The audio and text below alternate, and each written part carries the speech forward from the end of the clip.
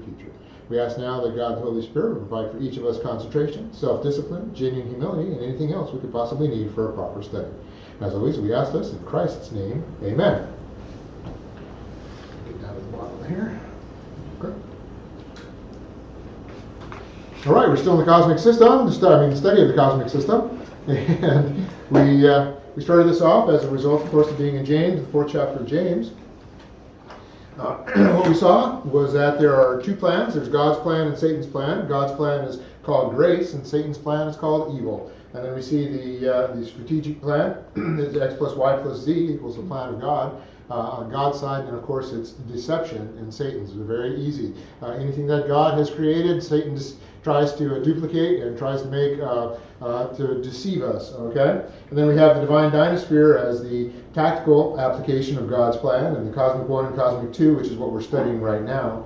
And then we have the results that each of these are shooting for. We have God's results for God's desired results for the believer is maturity status, and Satan's desired result is reverse process reversionism. We saw the cosmic system, the definition. We saw an overview of the interlocking system of arrogance and the interlocking system of hatred. We saw that we have to learn and understand this as a know your enemy type of course. And it's not only a know your enemy type of course, it's also for you to understand so that you can see if you are starting to go into that one of those spheres as well. Slow down here. My mouth is getting ahead of my words. Okay?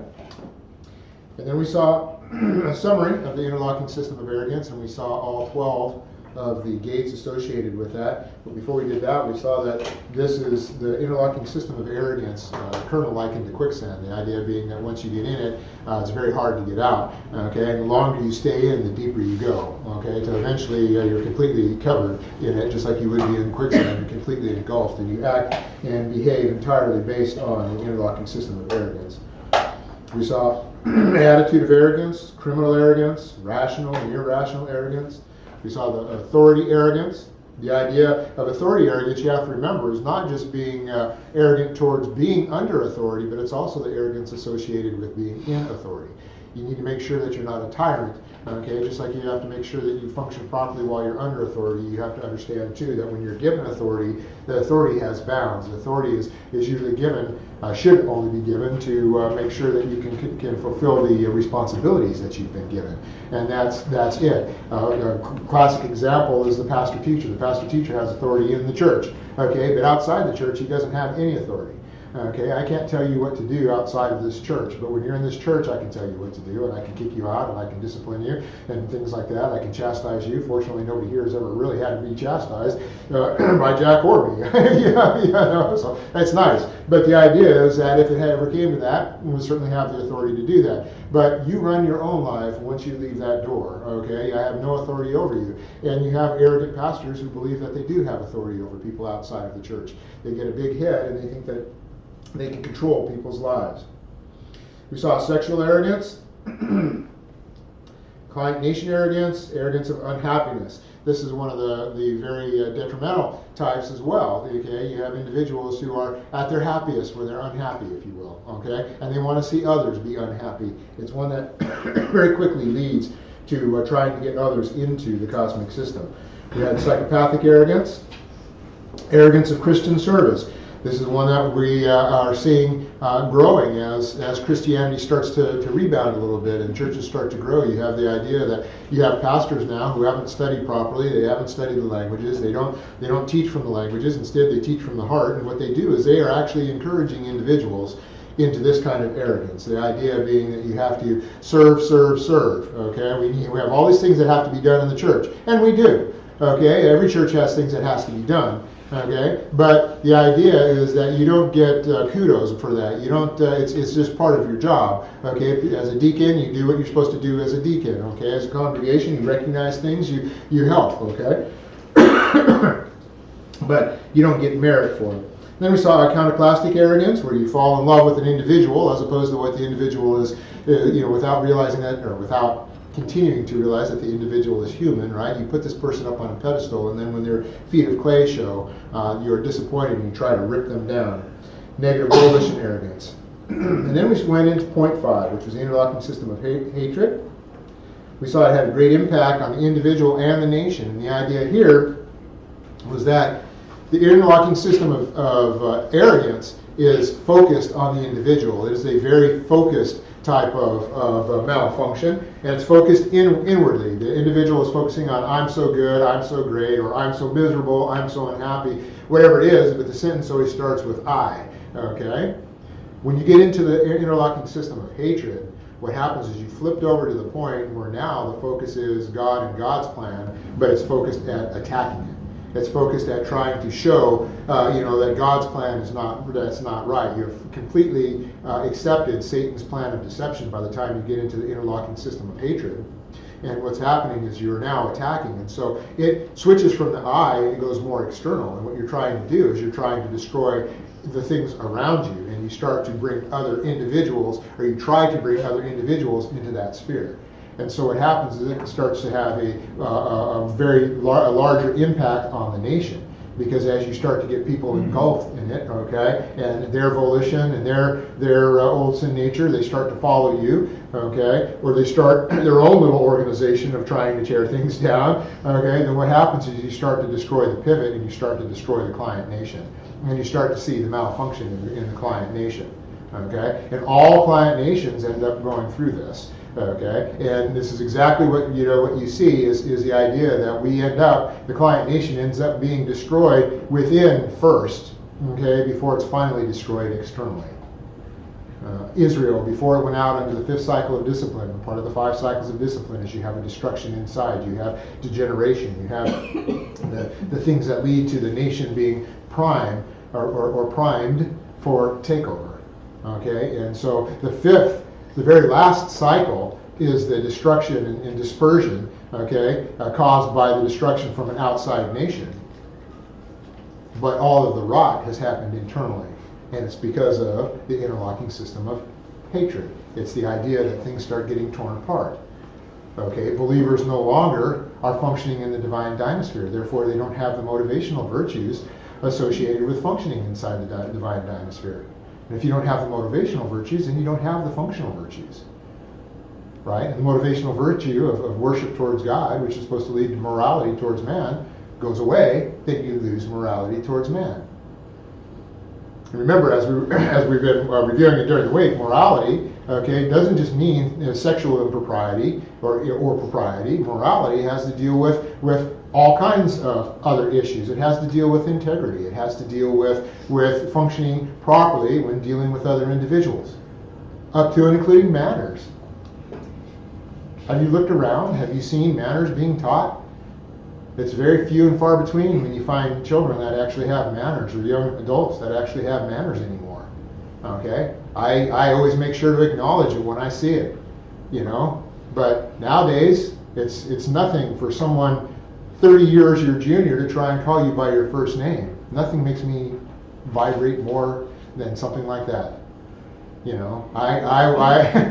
was one of those things that I was certainly taught. My family was a little bit unique in that my grandparents on my mother's side, okay, were old enough to be the parents of my grandparents on my father's side. Mm-hmm. And until the day that they didn't interact anymore. Okay, my grandparents on my father's side always called my grandparents on my mother's side Mr. and Mrs. June. We never called them Ernest and Libby. Okay, and that was the kind of thing that was taught to us, and that's the kind of things that kids should know nowadays. I am not the peer of a 12-year-old, and he better not think so, and he better not call me Paul. Okay, those are the things that start to, but those little things count. That's part of the morality. That's part of what you start to see when you have the degeneration, okay, and when you have the interlocking system of hatred starting to be formed, okay, and why the nations start to go down. It starts to have the impact. The motivational virtues aren't there, so therefore the functional virtues aren't there. And if the functional virtues aren't there, then you can't operate as a client nation, and you start to be destroyed from within, okay. Someone said last Sunday, about Khrushchev being right, and for those of you that don't know, Khrushchev, he has a very famous speech when he was talking to the UN, where it's what they call the shoe pounding speech, where he took his shoe off and was pounding on the desk, and basically said he was the I forget what they called them. And in USSR, Russia, they called them the, I want to say it wasn't prime minister, what was it? It was Premier. That's what I was going to say, Premier, but I thought there was a different name. Anyway, he basically was saying, as far as the U.S., you know, that they're going to be able to take over because we're going to be destroyed from within. And he's gone now, but he was close to being right. and it's just history, okay? Because I mean, he being an evil individual himself, he certainly understood evil, and that's exactly what happens, okay? But it can be, we have cycles. We can go up and down. We can be part of what turns us around and goes up. Okay? That's the nice thing. You don't have to get all depressed and say, ooh, we're going down the toilet. No, we can be part of what goes, you know, what turns it around. All it takes to turn around is to get people out of the cosmic system. Okay? Give them the information they need. Give them the, you know, what's necessary to get them out of the various things and start functioning properly in the divine dynasphere. And make sure you yourselves aren't contributing to it. Okay? So then we started the gates of the interlocking system of hatred. We saw that there are 9 gates. Again, it's like the system of arrogance, and that over the years more and more gates have been added. But what I wanted to do with this one was I actually went back to the original 9 gates that the colonel identified. Okay, as part of his, he came up with this when he came up with this. Just a little bit of history. The way of categorizing this, it was when he was studying David. Okay, and he looked and said, how can King David still be the king, still be, you know, and get blessing after all the horrible things that he did? Right, and so he put together and started getting all the information together and came up with this category at that time to show that you can come in, but you can go back out too. Right, you can get into these these systems, but all it takes is a rebound, and you can get back into the divine dynasphere. So here's David, an adulterer, a murderer, you know, an evil king, and still he can get back in fellowship, function, and have great blessing. Okay. That was the point. We saw that in point B, that the interlocking system of hatred focuses on hating doctrine and also on other believers. The thing is, once you get into the interlocking system of hatred, and we've seen this with individuals that have gotten into the interlocking system of hatred, once they get there, then they end up hating other believers. And they hate other believers not because of who and what the other believer is, okay? They hate them because of the fact that they're tied to doctrine. They're functioning properly. And that functioning properly and improperly, they just don't mesh, okay? There's always conflict. And so what happens is the person that's in the interlocking system of hatred ends up, when they start hating doctrine, they start hating everything associated with doctrine, including individuals. So you may have individuals who were friends that got into this, and now they're enemies. Well, it's clear. It's exactly what's happening. You get a first-hand experience of seeing this. Okay? And then we started into the gates. We saw in subpoint D, the old sin nature gate. We had an old sin nature gate in the interlocking system of arrogance, but this one is a much stronger one. Okay, and this is one that's associated with hatred. At this point in time, it does start focusing outside. We saw a negative volition. I'm sorry, it's negative volition gate that I'm talking about. We have degeneration, and actually degeneration is where we were last week, and I think I ended up stopping when we only had one some minor subpoint left. So I'm going to just pick it up with F, degeneration. It says degeneracy is not only an individual evil, it is a societal evil. Degeneracy is the abuse of freedom that weakens a nation from within, inviting enslavement by a dictator or foreign conqueror. So you become degenerate first, and then you end up getting conquered. This is very obvious in our nation by looking at the leadership that we've had in the past 50 years in our nation. As degeneracy grows, the level of leadership in the nation is reduced and freedoms are lost. Of course, the sad thing is that the populace doesn't care. And we saw subpoint 1. When individual citizens compromise their integrity, the national character declines and the quality of life within the nation deteriorates. Because of negative volition and prolonged arrogance turned to hatred, God, quote, God has delivered them over in the lusts of their right lobes to an immoral status, to passions of dishonor, end quote. And that's Romans 1, 24 through 27. Okay, and this is a passage that tells us also about homosexuality. When individuals say, well, gee, we have the God of the Old Testament that hated all these things, and he was a mean God. And we have a loving God, in the New Testament. It's the same God. Okay, the principles are the same. Okay, and they don't read this passage. Anyway, this includes rampant crime, violence, drug addiction, and sexual perversion. And I said verse 27 clearly explains why we have rampant homosexuality in the country today and why it's lauded rather than reviled.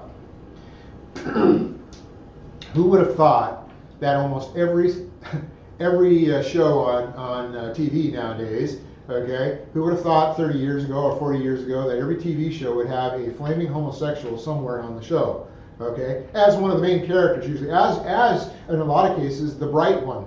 Okay, everybody around them is the one that seems to be malfunctioning. Everybody around them is the one that seems to be the idiot. They're the bright one. They're the ones that have quote-unquote integrity. Okay, I don't get it.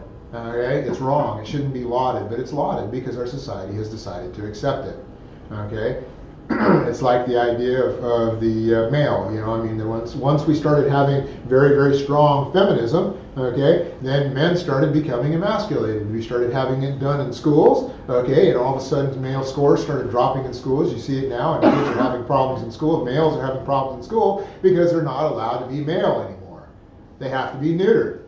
Okay, and then consequently that leads to grown-up boys because they never get the opportunity to be boys when they're young, and so that by the time they finally get out of school and maybe out of the house sometime around 40, 45, okay, they quit being boys and they finally become men. But you don't have very many men anymore because manhood is something that is being attacked.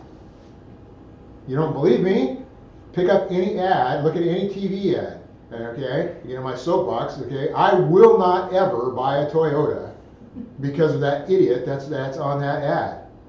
Okay, there is a male on that ad that is characterized as being an absolute buffoon, but it's just a blatant thing of what's shown on other commercials because maleness is being attacked. Okay, look at Disney. When was the last time you saw a father in Disney? Okay, the kids always have mothers. They almost never have fathers. Toy Story, there's quite a few of them, right? Why? It seems to be an attack, but that's part of the degeneracy. You don't have male and female character roles anymore. You have just this neuter thing, and it's degeneracy. Okay. The Colonel, subpoint 2 said the Colonel characterized degeneracy as a disorganized evil in contrast to political or religious tyranny, which he called organized evil. What history and, quote, human nature, end quote, shows is that a dictator or a tyrant monopolizes evil as he restricts freedom to control the people. As a degenerate himself, the despot suppresses degeneracy by forcing strict morality on the people. You see that in a lot whenever you have a tyrant that takes over. They want to go ahead and restrict because they want to take advantage of it themselves. They want to be the only ones that have the power to do this. This can be seen with the study of Rome and more recently with the study of Nazi Germany. Hitler himself, a degenerate, created strict moral laws for his country so that he could control the people. Communist Russia was the same. To secure power, organized evil attacks disorganized evil and persecutes Christianity. Therefore, we must be aware of degeneracy, both as it starts in the disorganized state, but especially as it becomes organized. And then we had a subpoint 3, and I think that's where we're going to have to pick it up, because I don't think I gave that to you last week. Is that correct? Okay. So now I'll slow down so you can actually write. Sometimes I got to be careful, or I'm like the guy that used to do the Micro Machine commercials, and he used to go, or the guys that do the little fine print at the end of commercials, and they used to read them, That's too much coffee in the morning, I guess. Subpoint 3. One key we must understand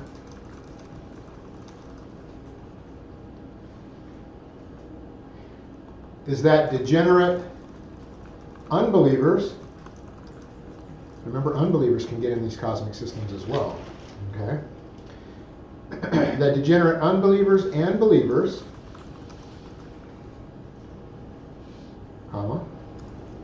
individually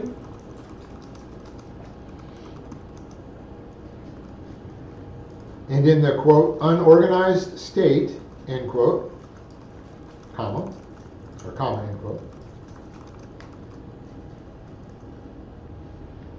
can still be pulled from the interlocking system of hatred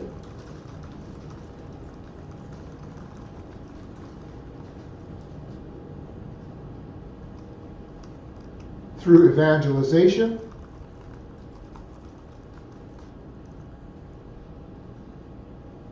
exposure to Bible doctrine.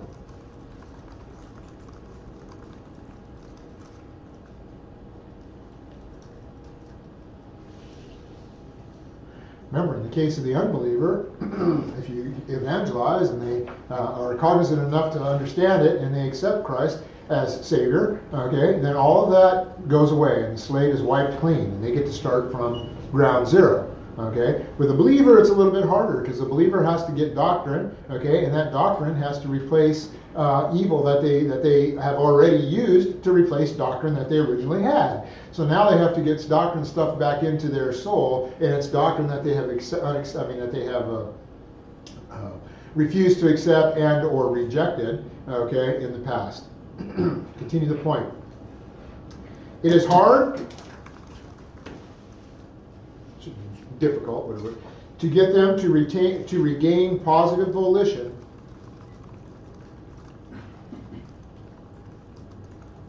but it can be done.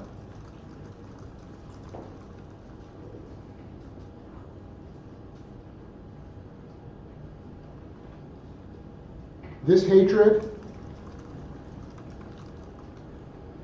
like so many others,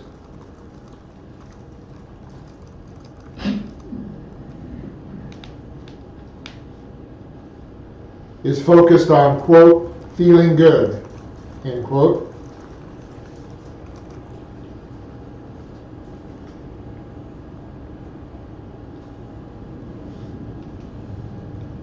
And hating that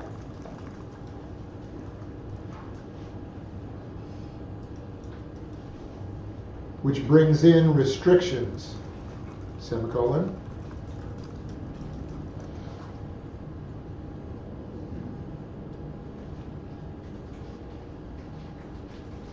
However, comma,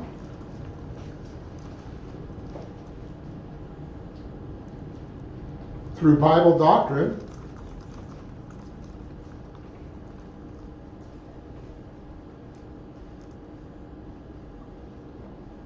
the importance of those restrictions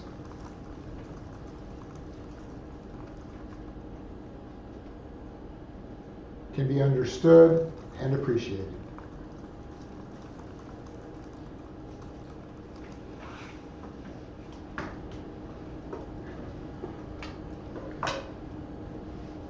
Let me read that whole thing again. This hatred, like so many others, is focused on, quote, feeling good and hating that which brings restrictions. However, through Bible doctrine, the importance of those restrictions can be understood and appreciated. See, one of the things that happens, one of the reasons these individuals really hate this is because they look at it as, that's keeping me from doing the things that I think are fun, the things I want to do, right? I want to play golf on Sundays. What do you mean I have to go to church? Right? I want to go on a drinking binge, because it's so much fun. Okay, what do you mean I can't get drunk? Right? What do you mean I can't do this? What do you mean I can't do that? Right? Christianity is a religion of don't. Why would I want to join that? Well, what they don't understand is that God understands us. God created us. God knows what makes us truly happy. Okay? And so the restrictions are not to keep us from being truly happy. It's to make us so that we are truly happy. It's to keep us from getting into a false happiness, or to keep us from getting into things that are going to damage our ability to really get happy, to understand and enjoy what He has provided for us and have maximum happiness. That's why He gives us these restrictions. That's like an adult that, there was a big phase, and we actually had a couple kids in Scouts, for example, whose parents never tried to train them, never disciplined them, never said no. Oh, they're moral free agents. They can decide for themselves. Based on what? Right? You're not giving them any doctrinal information, and then you're not helping them along to make decent decisions. If they never learn a good decision from a bad decision, how are they going to understand what to do? They're not. And it's just going to be luck if they do something that's right, and more often than not, because individuals who aren't functioning properly are going to have their old sin natures resonate. They're going to end up doing wrong, not right. Okay? And those parents who think they're doing this wonderful thing to the kids because I never say no, I give them the freedom. They've got to learn to make their own decisions. No, you give them boundaries. Why? Because you want them to understand and have maximum happiness. And you want them to have it before they're damaged to the point where they can't even understand it when they get it. Right? I knew an individual, okay, when I was in college, that decided he wanted to do cocaine. Okay? What an idiot. The thing is no, right? But no, it was going to make him so happy, right? And he didn't want to get a deviated septum, which will happen a lot, I guess, if you do that enough, right? You know, it ends up putting a hole through your nose. You know, that's a deviated septum. And septum is a little thing that's in between your nostrils, and it'll get punctured, okay, if you snort coke. He didn't want to get a deviated septum, so in his brilliance, he put it in his eyes. Oh. Okay. So you do that long enough, guess what? You go blind. What kind of happiness do you have when you can't see anything? Right? I talk from up here quite often about the wonderful sunsets that we have and the beautiful things we have. God wants you to appreciate that. Don't do coke, you idiot. Right? It's not a restriction to keep you from being happy. It's a restriction to make sure that you have the capacity to enjoy and have maximum happiness. Right? Don't have premarital sex. Same thing. So you can have maximum happiness with your right partner. Okay? Don't get into alcohol to where you end up getting drunk and losing your capability. It's not making you happy. Okay? But these individuals that think that it is keeping them from having happiness, these are the individuals that become haters. They don't want to join Christianity because it's filled with a bunch of little goody two-shoes that don't ever have any happiness. They go around, acting like they're happy, but they're not, because they're not enjoying all these wonderful things that I'm enjoying. No, they're enjoying the things God wants you to enjoy. And you are having unhappiness. You just don't realize it. Okay? So, it's focused on feeling good and hating that which brings in restrictions. It's like, don't bum me out, man. Don't bring me down. Okay? That's the idea. Okay? Silly. Okay, subpoint G.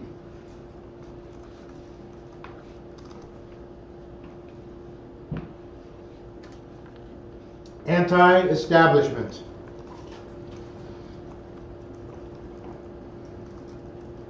This gate is anti-establishment. This is where we really see the effect on the nation, right?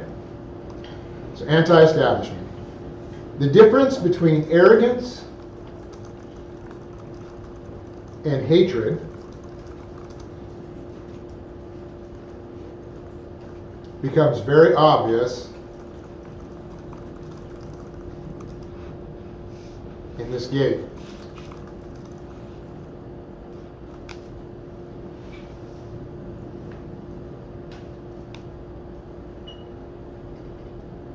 An arrogant individual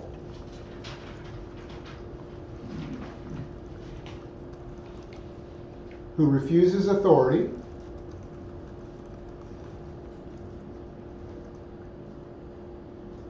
we know which gate he's at there, right? An arrogant individual who refuses authority contributes to the decline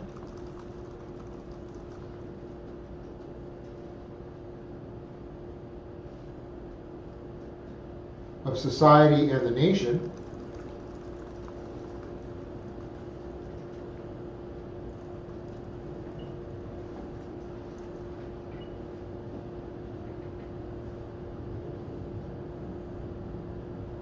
but a rebellious,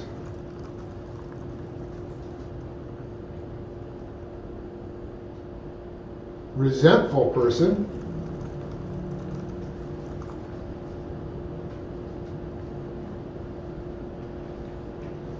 who hates divinely delegated authority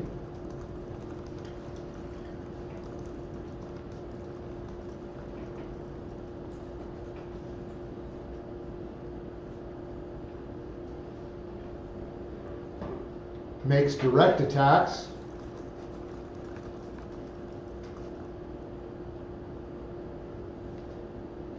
against the divine institutions. Colon.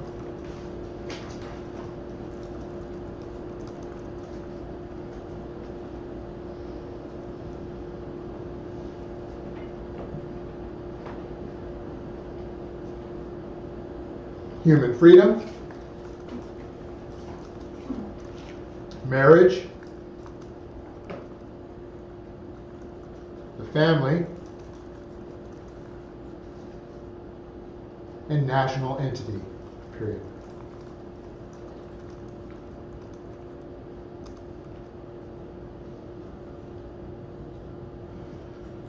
You see, these divine institutions are set up for believer and unbeliever alike. And the cosmic system, you can have improperly functioning unbelievers, okay, who are in these cosmic systems as well. And these divine institutions then end up getting attacked by both types of individuals, right? And again, it's not too hard to look and see that that's what we have that right now. We have freedom being attacked.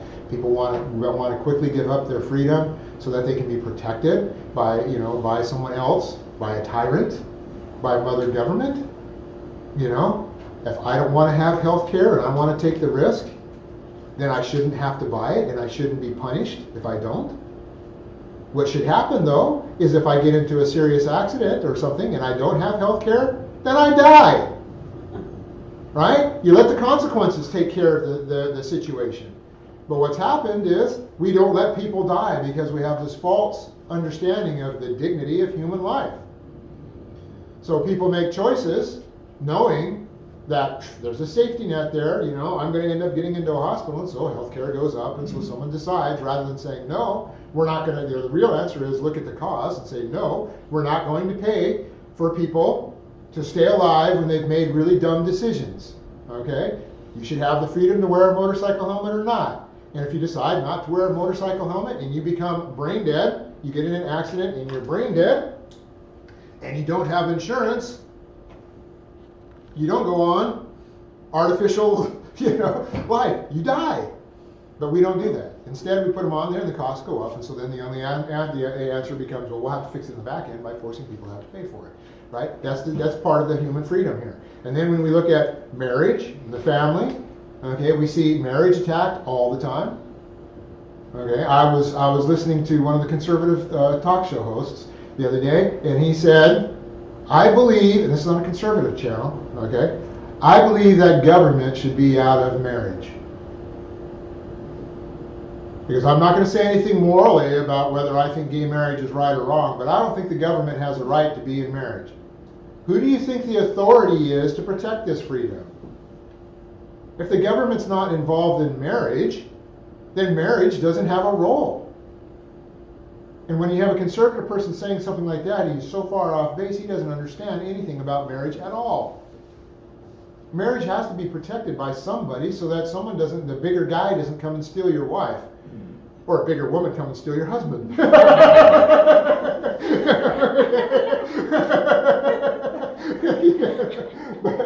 the idea is that there's legal rights. And to say government should be out of marriage means this individual doesn't understand it. And he's promulgating this on the radio on conservative stations. My goodness, what an idiot. Right? Anyway. Human freedom, marriage, the family, and national entity. National entity. Get out of my soapbox for a second here. National entity. Do we have any patriotism as a nation anymore? If you're a patriot, you're looked at as if you're some kind of freak. Right? The thing right now is to attack our national pride. We're supposed to be the worst nation in the world now, as opposed to being the best nation in the world. You're supposed to be ashamed of where you live instead of proud of where you live and bringing other people over here and encouraging them to come get freedom. Instead, we go over to the European countries and apologize for everything we ever did. That's destroying the national entity. Okay? That's what happens. Okay, continue on. Whenever you see these, that's human freedom, marriage, family, and national entity, whenever you see these being attacked,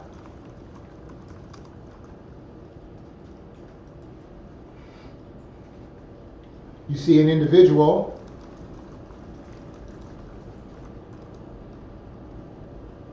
in the hatred complex.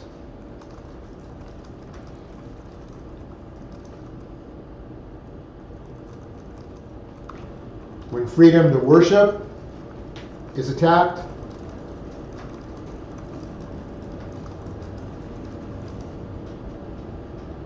see hatred. Period. And by the way, freedom to worship means to worship the way they choose. It doesn't mean they have to worship the way we worship. Okay? That's called freedom. If they want to malfunction and worship differently, in terms of being Muslim, being whatever else, that's still freedom, and we have to respect that. One of the things that happened, if you recall, after 9/11, was you had vigilantes that were going and they were attacking people that looked to be Muslim, looked to be whatever that meant. They were attacking individuals that looked to be Arab, right? And you had gas station attendants and 7-Eleven owners and people that getting killed, right? Because you had what? Haters, right? They didn't understand freedom. Okay? So you have to be careful. It's, when we talk about freedom, we can't just look at it as everybody's got to be like us either. Okay? So when freedom to worship is attacked, you see hatred. When marriage is attacked,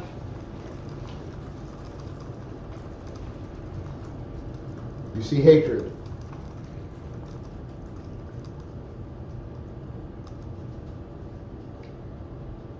The redefinition of family and nation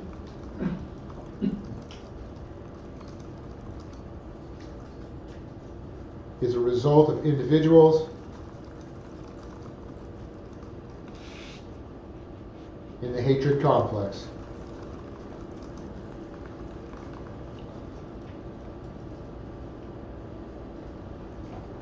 They can't live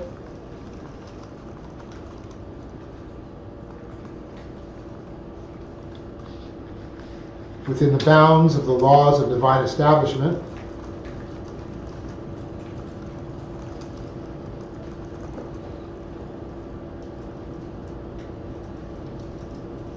Therefore, they try to change and subvert them.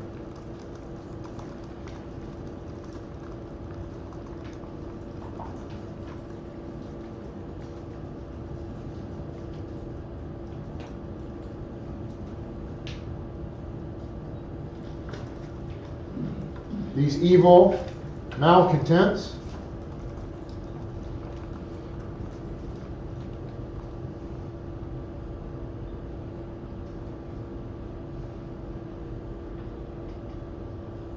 obsessed with their own hatred and anger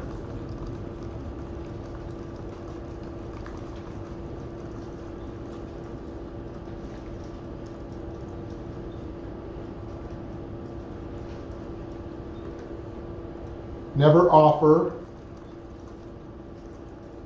realistic alternatives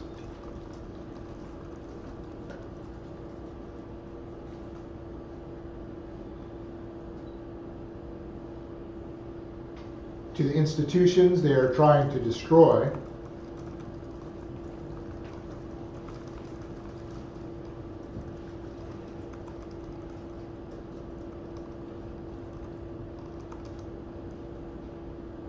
but instead only desire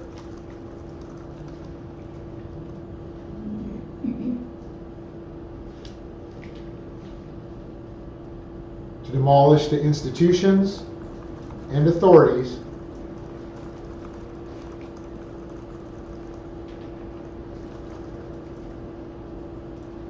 under which they live.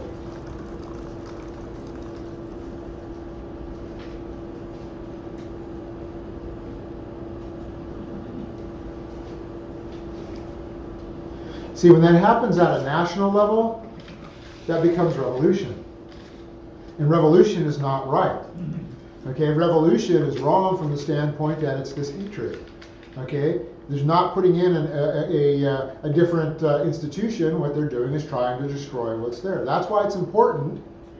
And people don't understand the difference. And when you state the difference, a lot of times what happens is you get this look like, it's semantics. What are you, an idiot? It's just semantics. But that's why it's important to understand that we didn't have an American Revolution. Okay? We did not try to change the government in Britain. We did not try to overthrow the British government. We had a war for independence. We had people that understood the laws of divine establishment, that understood the information associated with freedom, that understood what it took to have these divine institutions, to have freedom and marriage and property and all of these things. And they saw what was happening. As colonists, the British government was taking those things away, was taking away their right to own property by virtue of the excessive taxes, okay? And by virtue of housing the soldiers and all of these things that took place, right? So what did they do? They offered a better solution, right? They weren't malcontents like we have here. They weren't evil malcontents. They understood what should be in place in terms of providing a nation that gave individuals maximum freedom and protection by the government as opposed to tyranny by the government. It had freedom, but the government still protected that freedom without usurping the freedom. Okay? And they decided that's what should be on the shores of this country, and so that's what they fought for. So it was a war for independence so that they could create their own government that they saw was more in line with the laws of divine establishment. They were not trying to overthrow England. They had nothing to do with changing the government in England. They were changing the government of the colonies. Okay? There's a difference. It was not in a revolution, in the terms of a real definition of revolution. It was a war for independence. An independence so that they could set up a nation that was more in line with God's laws of divine establishment. The client nation of England was on a decline. You had a tyrant as a king, and you had had tyrants as kings and queens for a long time. And so they set up something that was new and different, and the world had never, ever seen before. At least in a long, long time. You had Cincinnatus, okay, whom Washington patterned himself after, okay, but you had an individual, you had a group of individuals that understood what it meant to operate properly in the laws of divine establishment. And so you had there, in that case, you had establishment, not anti-establishment. This is anti-establishment. These individuals in this gate want to destroy, but they don't have any alternative that they're propping back up. They just want to tear it down. I don't know what's right, but that's not right, so I'm going to rip it apart. Okay? Continue the point. So this one's kind of a long point, obviously. The divine institutions are essential for the perpetuation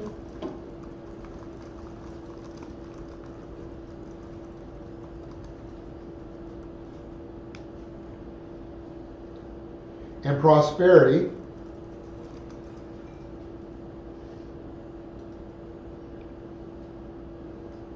of not only a nation,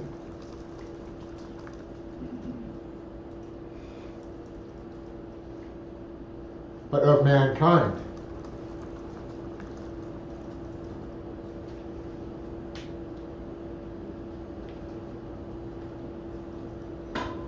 But individuals in the hatred complex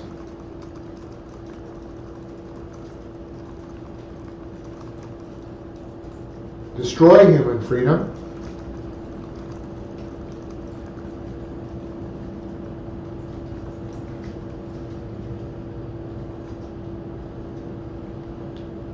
by denouncing its inherent components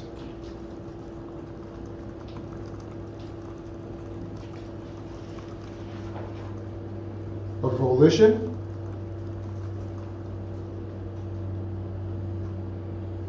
privacy,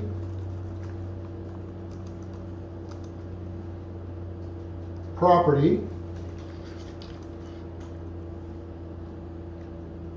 and authority.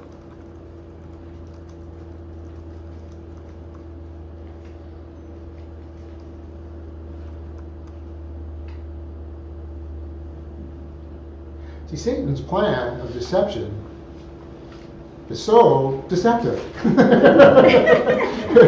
Sounds kind of dumb to say that, but think about it. Volition. If you told individuals that you wanted them to give up their free will and their choice, they're not going to do it if you attack them that way. Okay? But you make it sound like, gee, all you've got to do is give up this little bit and we'll provide more for you. Right? All you got to do is not have to make a choice about this or that, and we'll take care of you. Right? That's how you get rid of volition. Pretty soon people are flocking to get rid of their volition because they want to be taken care of. Gee, isn't it great if I don't have to make a choice, if everybody makes choices for me? Right? Yeah, that's how a lot of ballerinas became ballerinas in Russia. They didn't have a choice. Okay? The institution said, ooh, you look good on your feet, you're going to be a ballerina. Okay? You have privacy. What's happened in the last 15 or 20 years to destroy privacy? If you told people, look, I want you to tell me how much money you make. I want to tell me where you work. I want you to tell me everything personal about your life. 20 years ago, people said, get lost. I'm not going to tell you any of that. But if I put it on Facebook, if I put it on, if I Twitter everything I do, okay, I got up this morning, I ate breakfast, I did that, you're giving up your privacy. Right? The social media, you have to be very careful of the social media. It's a great way, don't get me wrong, I'm not, it can be used properly. It's a great way to stay in touch with individuals and to take advantage of the electronic age, but you have to be careful. And there are foolish kids, foolish adults, okay, and foolish seniors who use it improperly. The next thing you know, they're taken advantage of. Gee, what a shock. You have a predator that's preyed on some young girl or some young boy. Or you have a senior who's lost all of their life savings because of something foolish that they saw on social media. And they were targeted, it's called phishing, right? They were targeted because of the information that they put out there. They destroyed their own privacy. Okay, got to be careful. All of these things take away from establishment, the laws of divine establishment. Okay? Continue the point. If any of these are taken away,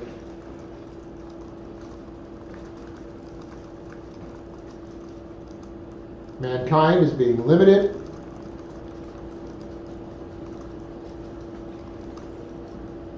and deprived.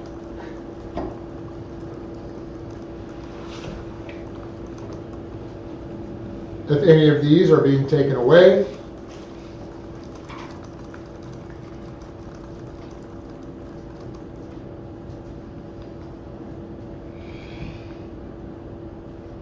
you are witnessing hatred focused on the divine institutions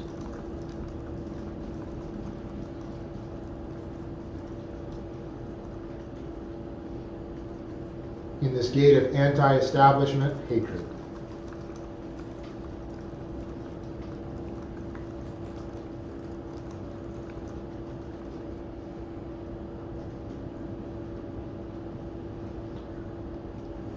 Again, the only way to combat it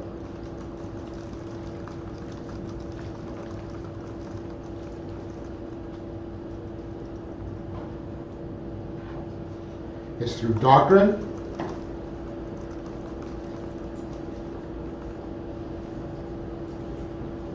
and proper application,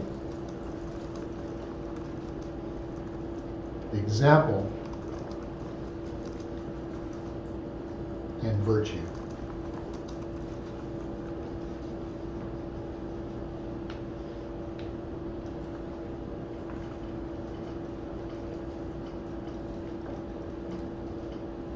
This becomes a key driver in our ambassadorship. As an ambassador, you have to be aware and understand where you are, right? When an ambassador goes to another country, he has to always be on alert. He can't ever be in the white zone, okay? Because he's an ambassador. He's representing his country everywhere he goes. Any place he's visible, he's an ambassador, okay? So he has to show the proper function of his nation. Well, as ambassadors for the kingdom of God, we come, okay, we're here, we're left here to show through example a life that uses doctrine, that stays in fellowship, that uses the divine dynasphere, that presents proper motivational and functional virtues that presents a true capacity for life, and then ultimately true happiness, sharing the happiness of God, presenting the things that are associated with the divine dynasphere. As ambassadors, when we show that, individuals who don't have that can see that. The whole idea is that's how you get the opportunity to evangelize. That's how you get some of the opportunities. Of course, you have to be prepared. God uses prepared people. He doesn't use unprepared people. But if you're functioning properly, you're prepared. Okay? And God will bring those individuals to you. Okay? Because they see and want what you have.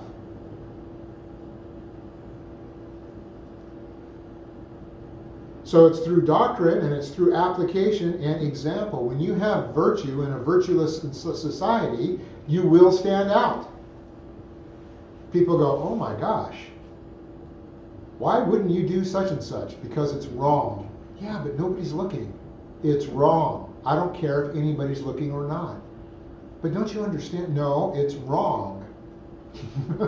Okay? That's virtue. And right now we have individuals that don't have that, right? And so we have to provide that. We have to make sure that we are the examples of that. That's how we fulfill our ambassadorship. That's how we combat some of these, that's how we combat these cosmic systems, the gates of the cosmic system, and show individuals that what they can have, okay? Why they don't need to be where they are, how they can get out of it, okay?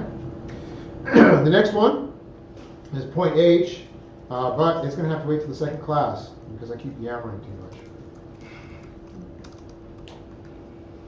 Marked it. Okay? And with that, we're going to go ahead then and do another form of worship here, which is a memorial of true spiritual giving. This is commanded. We have the timetable and the concept given to us, as always, in 1 Corinthians 16:2. Hasn't changed in a long, long time since it was written. On the first day of every week, let each one of you, according to his own judgment, be putting aside and saving according to how he might be prospering. And the idea is it's supposed to be a decision based on your understanding and your knowledge associated with true spiritual giving. Okay? And it's supposed to be associated with prosperity. There's not supposed to be any kind of offering associated with giving what you don't have, obviously. One of the dictates and the principles of true spiritual giving is found in 2 Corinthians 9:7, which says each one should give, just as he himself has decided what is the